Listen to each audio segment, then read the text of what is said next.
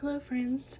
Today we are doing our mandala reading. It's a little bit different this time, so I'm just going to go ahead and jump in. This time we are picking a mandala, and depending on which one you chose is your message. So this is number 1. This is number 2. Excuse my ring light reflection. And that is number 3. So go ahead, make your pick. 2, there's 1, and 3 for the last time. So go ahead, meditate on that. You can go ahead and pause the video, go back and see, and let us just go ahead and dive in. All right, so as I shuffle, this wand is from Spirit of Celine, by the way. You can find her on Instagram. I follow her, so if you look at the people I follow, you will find her amazing creations. Anyway, as I shuffle, go ahead and think of your intention, your question, whatever the case might be.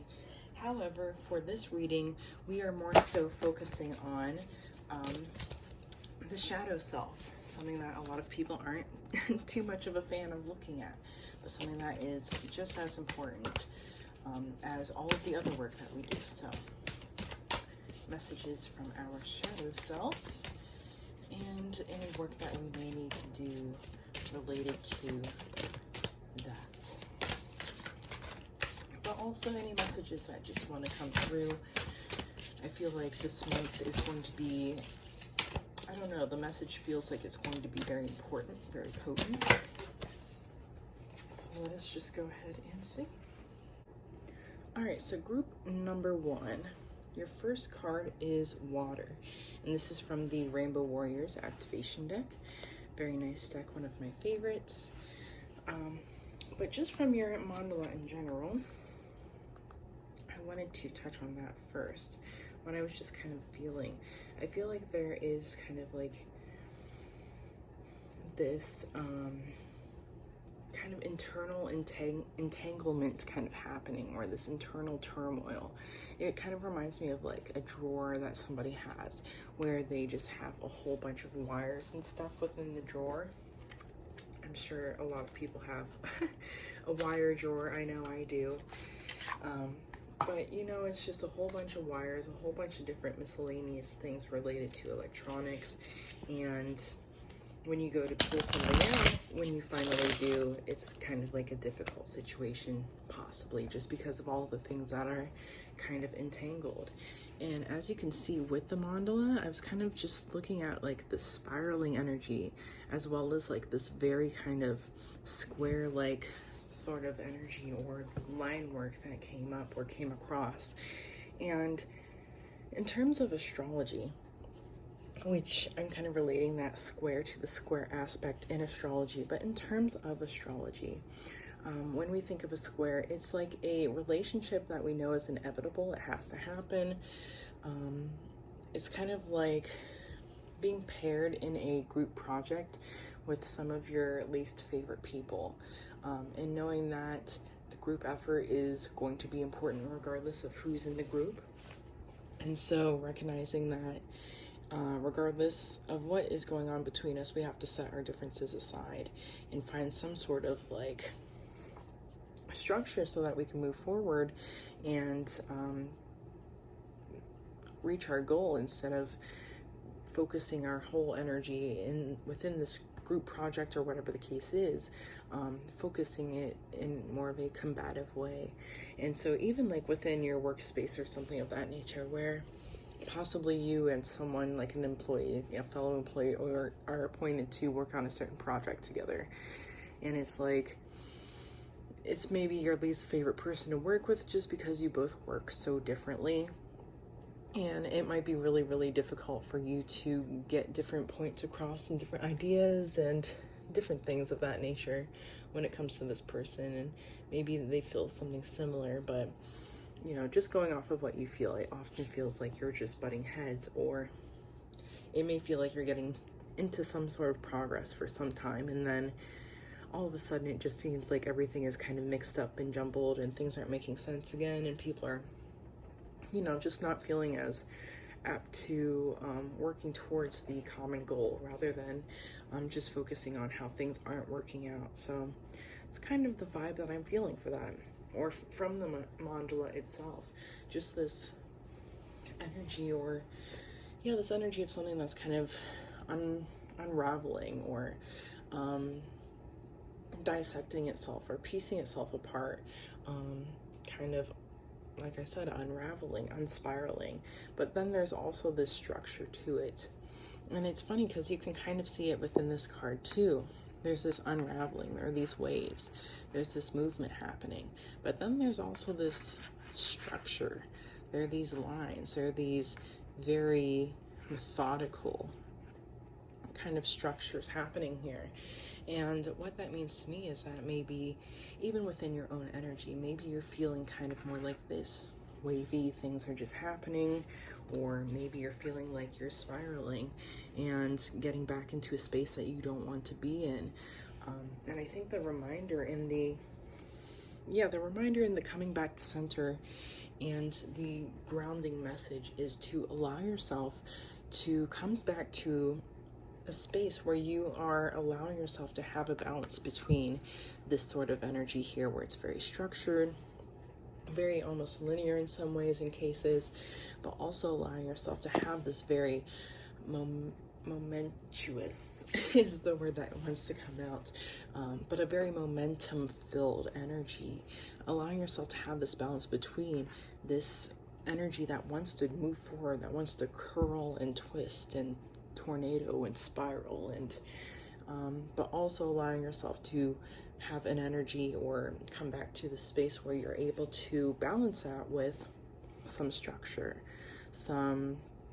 For some reason the word meridians is coming to mind. And so, like, if we were to think of the meridians in the body, our energy could be going all over the place. But working with those meridians, with those systems within the body that bring structure to our energy, can really be very transformative when it comes to our overall just balance or growth, or whatever the case might be. So allowing yourself to breathe through that unraveling process. Work with your meridians this month. If you don't know what those are, find out more about them. Read more about them.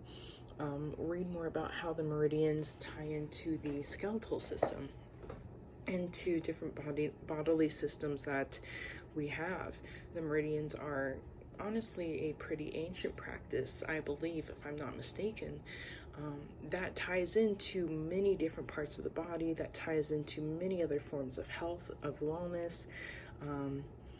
It could be a beneficial thing for doctors and shamans, energy workers, anyone that works with the body to use. In ancient medicine or Eastern medicine, I believe that is also used. So, and maybe more of a common practice. But yeah, allowing yourself to do some research, allowing yourself to figure out how your body specifically wants you to balance these meridians, how your body, your energy is specifically asking you to tap in to these different energetic frequencies. And asking your body, what do you need? Do you need something that's more structured? Or do you need something that's a little looser? That's a little bit more free or fun or creative? And allowing yourself to move and flow with that.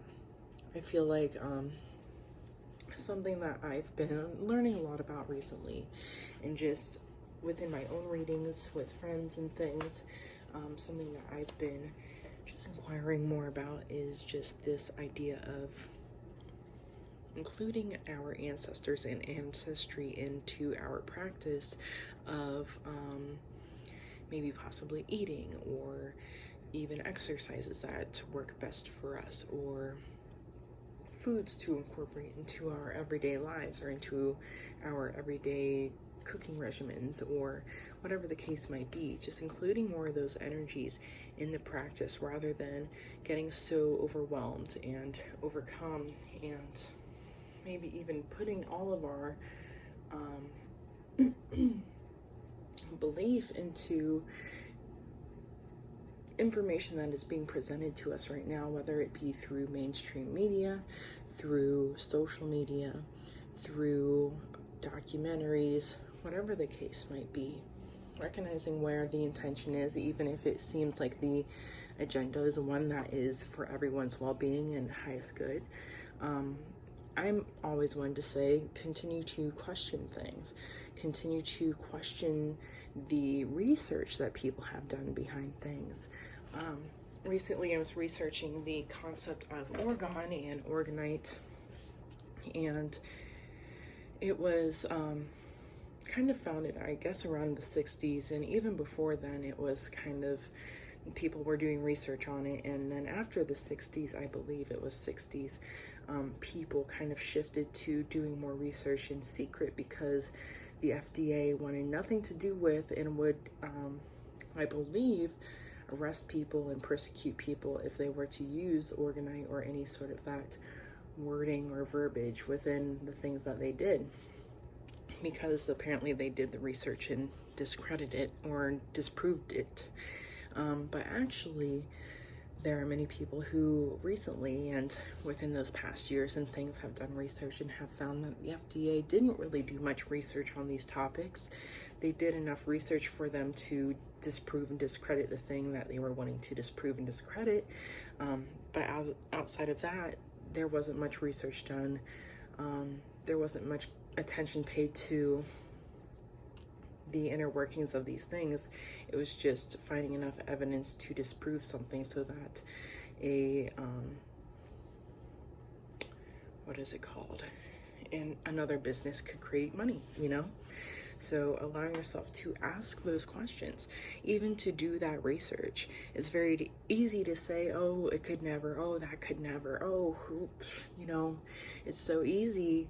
But until years later, there's that information that comes out to show and prove that these things were a reality. You know, until then, people weren't really questioning everything or anything at all. So allowing yourself to continue to question things, to do your research, do your due diligence, and to make that assessment for yourself. And even within your own practices, whether that be your own physical exercise or your own eating habits and practices or whatever the thing may be for you, allowing yourself to do that research, do that due diligence in order to kind of create some structure within that creative flow that you're having. So two more questions, two more cards I'll pull here before I move to the next group. Eat your vegetables. Couldn't pick it up. Eat some shit made by Mother Nature. Excuse the cat hair. So that kind of goes along with what I was saying. You know, there are many people out here who are very, even on social media, telling people, oh, you should be vegetarian. Oh, you should be vegan. Oh, it's the only way to go. Oh, alkaline. You should only be eating alkaline. Oh, sea moss. Sea moss will heal you. Not to say that these things aren't true. Not to say that these things can't happen and don't have any validity to them, but again, it's not taking everyone's word as verbatim and as law and thinking that that's automatically what applies to you. It's allowing yourself to question things and to really check in within yourself and see, what is it exactly that I personally need? What is it exactly that my ancestors did? What is it exactly that in my DNA my body is used to? All things that you should ask yourself, rather than maybe placing all of your faith and such into someone's beliefs of what you should be doing.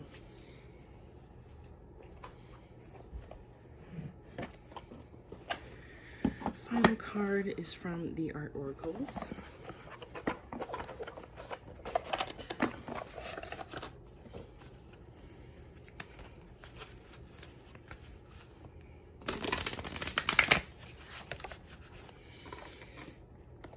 This one came right out. I'm sorry, but I don't know how to say this guy's name. Know who you aren't. Find clarity in the clutter. There's more than one way to read a map. So Yet again, another confirmation for this message. Maybe for some of you, you're trying to figure out, should I go this way? Should I go that way? Which way is the best? Which way is the most correct, the most direct, or the most beneficial for whatever it is I'm trying to do? And I think the biggest message here is to, listen to what your intuition has been telling you for quite some time, which is probably this. If this is coming out and you've been needing to eat some vegetables and maybe change some stuff up and incorporate some different foods and maybe go back to some ancestral eating, whatever the case is, that's just a confirmation. But otherwise, trying to make this decision between two things that you are needing to do, I think the best decision, or not best decision, the best way to kind of come into the state of knowing what it is to do is to know who you aren't. Know who you aren't, what you aren't, where you aren't meant to be, where you aren't meant to go. Just finding that clarity, finding the clarity, finding the truth, the knowledge, the researched ideas, and the actual proof behind things in the midst of all of the clutter, all of the you should be doing this, you should be doing that, this is the best way, this is the best way, try this diet, try this supplement, try this, try that, try this exercise, try these new shakes, these new foods, try these new teas. Instead, finding clarity in the clutter and knowing that there's more than one way to read a map. There's more than one direction, there's more than one path. One way, one situation, one solution is not going to be the best for everyone. So knowing when you need to course correct, when you need to find the structure, and when you need to be creative, and allowing yourself space for that. So, group number 1, that was your message. If you have any questions, feel free to contact me. But that's what I'm feeling. That's what I was feeling when I looked at your mandala after I had created it. It's just this energy of this tornado, this confusion, this mix-up, this clutter, and then trying to find the structure within it, the answers within it, the balance within it. And I think that is just your message for the month, to allow yourself to find the balance within it. Know who you aren't. Find your clarity in the clutter, and know that there is more than one way, more than one path, more than one way to read a map. If you were to look at a piece of artwork, there is more than one interpretation of this card. Mine is going to be very different from yours, perhaps, but that doesn't mean mine isn't more valid than yours, or vice versa. So allowing yourself to think for yourself, especially this month and moving forward. That is your message, group number 1.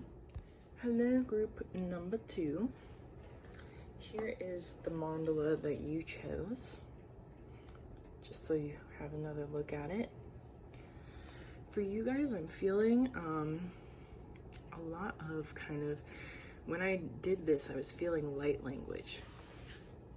Not something that I really work with myself, something that I've seen a lot of people post about, or do events and speak on it, or whatever the case might have been, but not something that I personally do.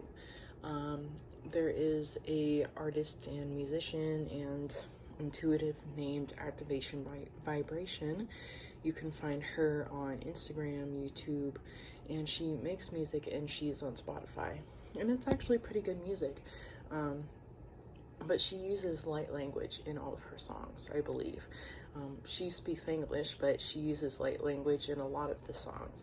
And you'll hear it in the background. So it might be something to tap into, to learn more about, or even to practice in a different way. You could probably, or you could try, not probably, you could try some active writing or intuitive writing or even scribbling. It kind of reminds me of a friend who I speak with often, and she actually just started within her reading practices. She will jot down different random words that come to mind. Just one word words. That doesn't make sense, but she'll just jot down a few words that come to mind. And in the beginning, those words don't really make much sense, but then she'll incorporate them into her readings and they make a whole lot of sense. So it just depends, but that might be something to try as well. There was one other practice that I was thinking of in regards to light language. I was thinking of the Hollywood medium. I don't know, you know, people in the medium world on TV, some of them could be real, some of them might not, you know, who knows. But to me, this guy seems pretty genuine, and just seems to love what he does. But anyway, I do observe these different people, fake or not, whatever the case might be, or for the show or not. I do observe them because I find that their practices or their means of reading can have some validity to it, whether or not they are doing something that is what they're doing or not. But he specifically, within his readings, he will have a notepad with him, and he will just jot down, scribble, write some words, scribble, and then from that he's able to formulate a lot of his message. And I think even in between, when it's just something that he's really trying to get a feel for, an idea for or a message from, he'll just like in the middle just scribble, and then get his message. To me, that can be a form of light language. It doesn't necessarily have to be verbal. This is also reminding me of, or bringing my attention to, the idea of dreams. People are, you know, dreams are controversial. I personally have always paid attention to my dreams. I've always been a lucid dreamer. And so I believe heavily in the power of dreams just because of my experience with them. Some people have never dreamt before. Some people don't have very vivid dreams. So their experience with dreams and their perspective on them would be different, you know, obviously. But I personally believe, and shamans believe, that dreams are reality. Just as real as me touching this thing, your dream is just that real. And it's going to seem crazy and sound strange, but that is a very, very common shamanic belief, if not all shamans believe. Dreams are real. A lot of what we think of as imagination is real as well. So if we think of it in that way, think of a dream that you might have had, and this is an example of a similar dream that I've had actually, where you have someone in front of you, a person or, you know, being or whatever the case might be. And it's interesting because a lot of times within these dreams, sometimes you'll have dreams where you are verbally talking to someone, but I've had dreams where it's been something like that, but I've also had dreams where it's been just me and this other person or this other being, and it's literally just been us having a conversation without anyone ever moving their lips, anyone ever talking, anyone ever speaking, just a complete conversation based off of, I don't know, energy, off of feeling, maybe physical sensation that you get in the body in forms of emotion, or maybe you feel tingling, or maybe you feel heat. So maybe this month, paying attention to how you can incorporate different forms of communication into your life. So not only completely verbal or using your words, as people often say. Instead, using your feelings, using your intuition, using your sensations, using your senses, outside of anything verbal. Not that talking wouldn't really be a sense, but, using your senses instead of using your words. And thinking of how you can do that this month. But this card, as I was talking, I pulled it, and I forget what this one is called, so let me look it up. This one is called Allow. And the keywords are flow, receptivity, surrender, vulnerability, strength, and expectation. So I also kind of see this as kind of like a peacock sort of bird figure. Kind of reminds me of like an alien bird too, which there are some bird-like beings that are alien, and I think they are called avian or something of that nature. There are probably bunch of them, but that's at least one that I know of. And to me, they kind of always present themselves as these kind of like peacockish like beings, but also kind of spacey at the same time. And so I feel like for you, group number 2, this is coming in because there are other beings that want to communicate with you. I don't think that it's necessarily human beings. I think it's other beings. And I think that a lot of this communication might happen through a means of allowing yourself to step out of these forms of communicating that you're normally used to, and really allowing yourself to dive into some different practices that you aren't used to. So again, maybe trying some active writing, maybe trying that little scribble practice and seeing what pictures and things come across. What else? Maybe trying to do more intentional work within your dreams and asking different beings or things to visit you within your dreams. Possibly trying different forms of communication as well. And this doesn't only have to be like waking communication. I've spoken about this before, but a practice that I kind of just discovered on my own one day. I never had really heard about it anywhere else other than me doing it myself.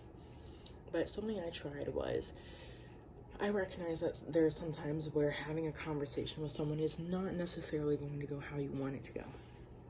And so I realized this, and I realized the conversation wasn't really going anywhere. And so I recognized that there was a different means and way of getting through to this person and communicating with them so that we can come to a conclusion.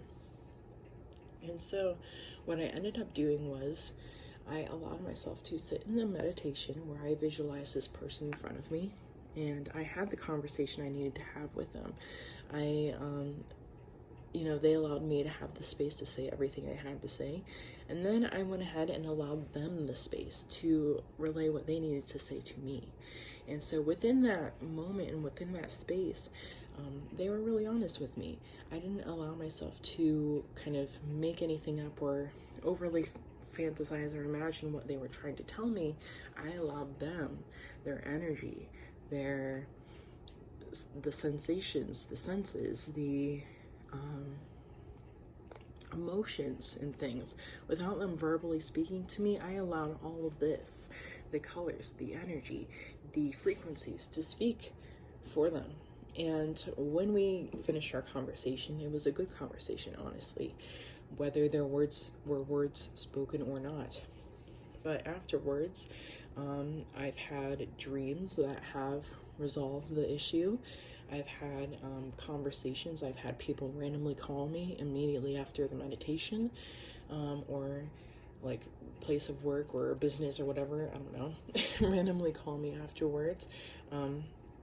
So it's knowing that you don't necessarily have to work with the tangible, the things that you can pick up and feel and move. And I was watching Paranormal. It's a Netflix show.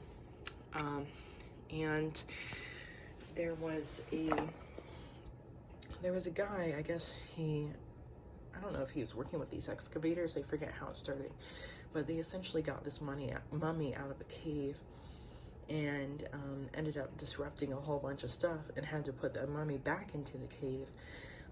But anyway, they randomly pulled out some tarot cards and were talking about different things.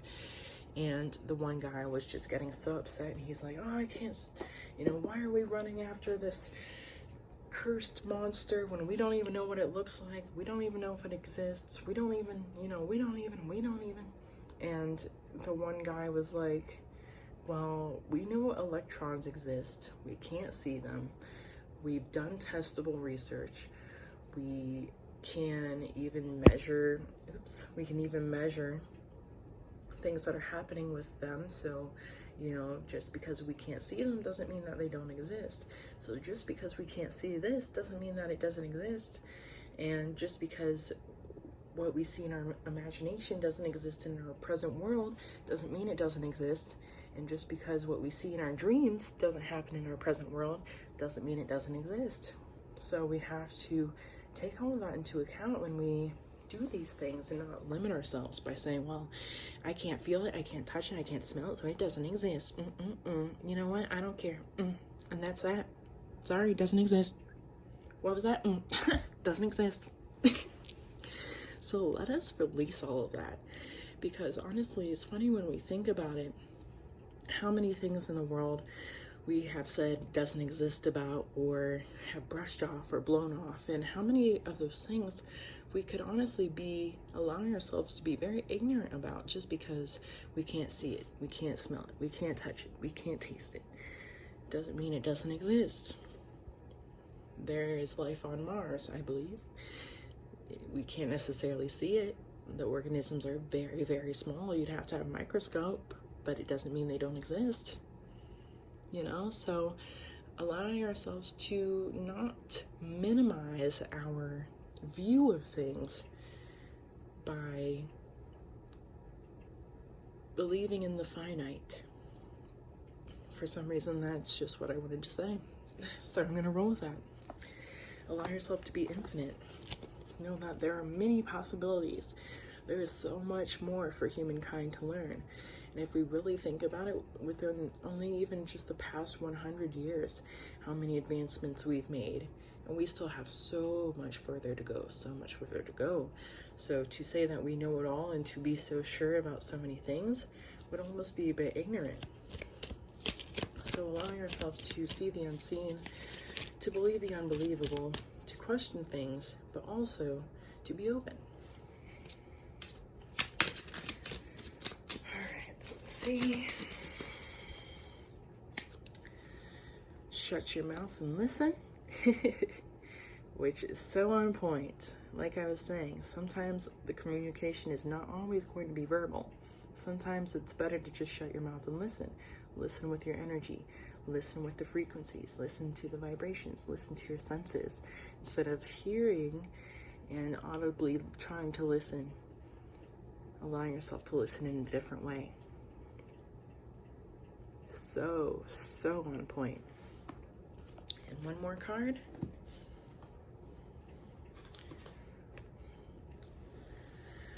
I don't know how to say his name, so I'm sorry. The story only seems one-sided. Ba-boom, ba-da-doom. Cat hairs everywhere. No such thing as a happy ending. Find your future in the past. I feel like this is a very, very on point card.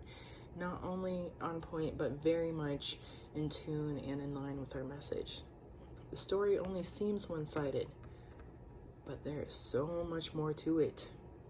So do that due diligence and do that research. There may be no such thing as a happy ending.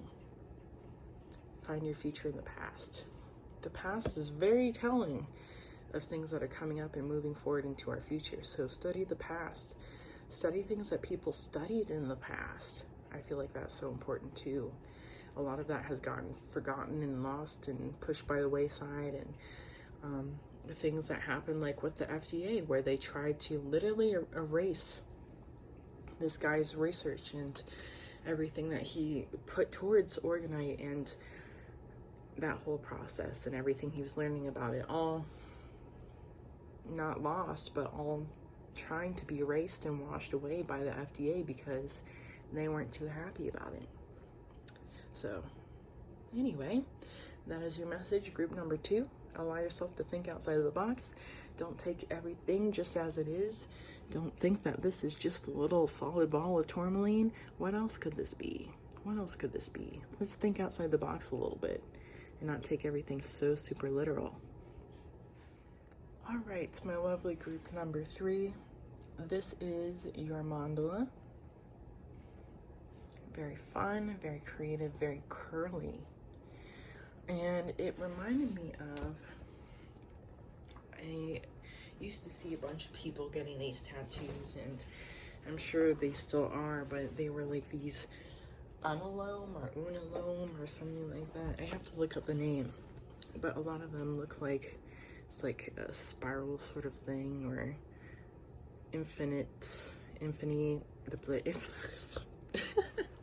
me trying to talk. It's like a infinity symbol. but it looked similar to this kind of. This is more of a spiral, but it's more of an infinity and kind of changes shapes and things. And I forget what it's called, but it's like unalome or unalome or something like that. I will look it up and include it in the description after I finish this video. But that's just kind of what I was feeling when I was doing that one. So this is your card, group number 3. Your card is Mastery, I believe.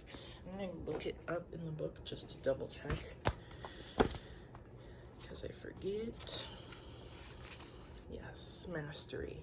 Acceptance, completion, level up, expansion, accountability, confidence, and meticulous. So that symbol of the unalome or unalome or whatever that is called, it kind of reminds me of this idea of mastery, of leveling up, this idea of continuously maybe being on one end of the spectrum or one end of the pendulum, the upward swing or the downward swing.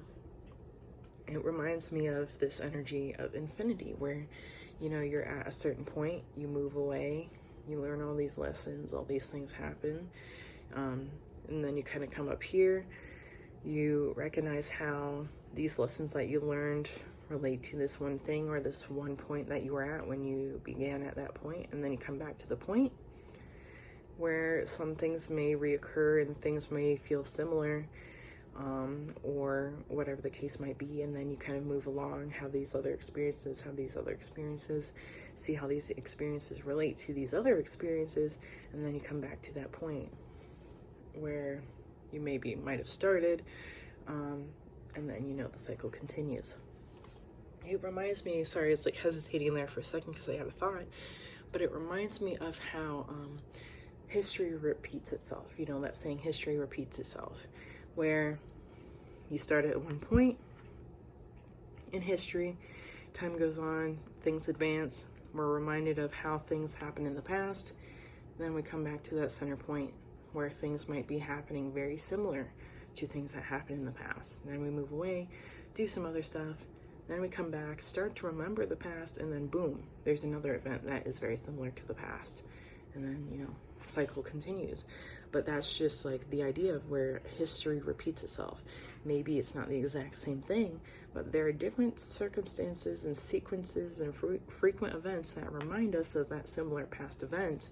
Not only that, but there are events that are almost a spitting image of that same event that might have happened in the past.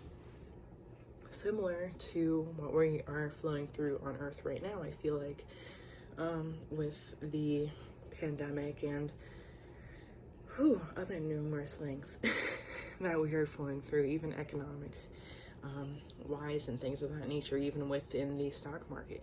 A lot of these different things coming full circle, coming back around, these different cycles coming back around to be observed or looked at or whatever the case is. And this is kind of, you know, this kind of reminds me of that same thing where it's like we have one perspective here, but at some point they kind of conjoin and become the same sort of thing. Also, if you are into runes, looking at the, I want to say ingwas is what it is. It's the one that has a diamond in the middle, and it's like two crosses basically, or two, let me just start over.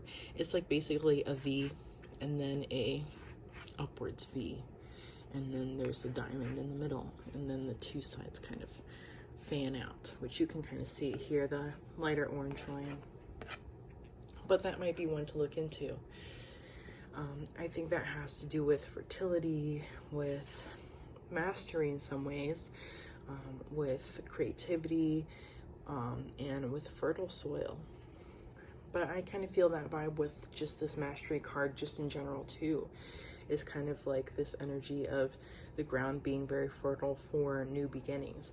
You came into this point in this space of mastery where, if we were to think of your mandala as well, there's this very flowery pattern that's taking place. And it's like you have done all this growth. You've done all this unraveling. You've done all this work and this exercise and you've flew through these lessons, and you've done it. You've mastered many things. You aren't a master per se, you know, you're not going to jump down that hole where you're feeling holier than thou, but you do recognize that you went on this journey, you went down this path, and now you're here. And that's kind of like that blossoming and blooming sort of vibe. It's like you were planted, you sprouted, you weathered the storms, you got through the tornado, your pot got knocked over a few times and broken by the neighborhood dog. The chipmunks came in and tried to eat your limbs, but you remained. And because of it, you were allowed to blossom and bloom and become an actual plant. And now you're here kicking it with your flowers, full bloom. You know, what's up? So it's a very good energy. I feel like this is like, for you guys, your shadow message is more so like, hey, you went through those shadows, man, but here you are in the light. How you feel about that? You went through the muck and the darkness, and you were there with your lantern, and you were the hermit for so many years, and maybe even months, or the past 2 years, and now you're out of that cave. You've survived. You made friends with the tarantulas and spiders and the scorpions and the bats and the random cave dwellers, and now you're in a different space where you're able to really have some acceptance and appreciation for that journey. And instead of it being something that felt like, I don't know, exhausting to go through, instead you're maybe in the space of feeling liberated. And even though it felt difficult and not so fun, it's just like, I don't know, I just get this vibe of like, I wouldn't have had it any other way, you know? I dealt with the scorpions, I slept with the spiders, I had these bats pooping on my face. Wasn't cute. Not gonna say it was, but I wouldn't have it any other way. And so sometimes that's what mastery is. It's coming into the space where it's like, hey, it wasn't amazing, it wasn't too beautiful, it wasn't too pretty, wouldn't recommend it, but hey, I probably wouldn't change the circumstance for anything, because otherwise I would not be where I am. And so it's this overall acceptance for that journey, for the things that you endured. It's not calling yourself a victim of those circumstances, but it is instead allowing yourself to feel empowered, enlightened, enlivened by them, and allowing yourself to find that growth that has been already taking place within you. It's allowing yourself to appreciate that growth and really see it for what it was, and kind of be able to look back and be like, you know, this is what I did. I did do that. I was faced with these doubts. I was faced with these people that didn't see what I was doing, that didn't see my purpose. I was faced with these people who said, oh, you could never make a living from that. I was faced with these people who said, oh, you could never do that full time. And here they are doing it. Here they are living it, breathing it, feeling it. And that is kind of a part of mastery. Allowing yourself to flow through those things, through those lessons, through those messages, through those naysayers, through those even thoughts in your own mind that tell you that you can't, you won't, how could you. It's allowing yourself to know that maybe none of those things, and even those parts of you, maybe none of those things recognize or understand, or maybe none of those people understand. Maybe those parts of you didn't understand, but that doesn't make the lesson, the journey, the mastery any less potent, beautiful, important. What's the word? Any less revolutionary for your life. So allowing yourself to take complete and full credit for all that you've gone through, all that you've been through, for those nights in the cave, for sleeping next to the scorpions and the spiders, for the bats pooping on your face. Like, you deserve the accolades. And don't allow anyone to take that away from you. Not even yourself, not even your self-doubt. It's so easy for us to sink into, what's it called? Is it imposter syndrome? I don't want to call it that, but like this imposter sort of mentality where it's like, well, I feel like even though I've done all these things and I've learned all these things, I still don't feel qualified. And it's like, well, if you don't feel qualified within the things that you've done yourself, who's going to qualify you? Why do you need this external validation? Allow yourself to validate yourself. And that might have been part of your mastery. Knowing that you can go through the cave, you can sleep with the spiders, and deal with all the bullshit, and not need any validation from any human because they didn't live it, you did. Not everyone has to understand what you went through, but you went through it. And allow yourself to recognize yourself for that because you deserve it. So, 2 more cards here. These have been so specific today. I'm like, ooh, okay. Y'all are out here getting people at the necks today. But I can't say I will complain because I'd rather be 100% honest than to give someone a sugar-coated reading. That doesn't really have much thing to it. Or much put into it, much thought put into it. Alright. You guys had 2 cards fly out. You are amazing and, you are talented and fucking amazing. The world needs your power. Use your voice. Don't use it for dumb shit. And that's part of your mastery.